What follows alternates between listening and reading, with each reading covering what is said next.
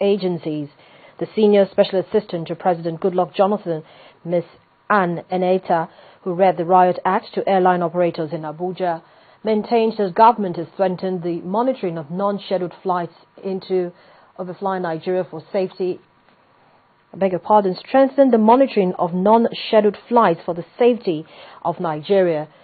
She reaffirmed the commitment of the federal government to meet the demands of the Aviation Master Plan and the National Civil Aviation Policy in accordance with international standards and recommended practices.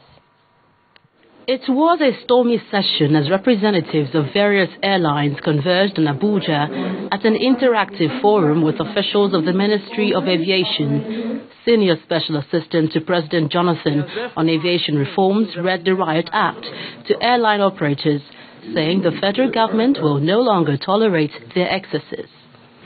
The expectations of these new measures, amongst others, are as follows. Application for non-scheduled flight clearance must be obtained from the Nigerian Civil Aviation Authority (NCAA) and Nigerian Airspace Management Agency (NAMA) in that order. One after the other, representatives of the airline operators criticized the federal government for alleged attempts to stifle the growth of the industry. Just as the Deputy Comptroller General of Customs says, the new policy conflicts with the act establishing the Nigeria Customs Service. Even if the aircraft is doing 1 week, coming from foreign, it requires approval from the Nigeria Customs Service.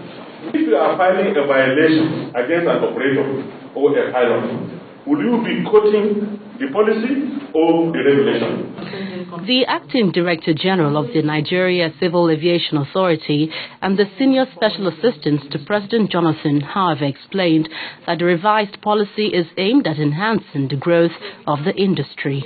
It is not the intention of government to strangulate or speak for growth. We are all aware that the aviation industry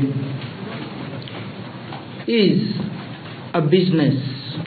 With the absence of the Minister of Aviation at the session convened by the ministry, the revised aviation policy may no doubt remain a contentious issue as aviation players decry alleged bureaucracy in the sector.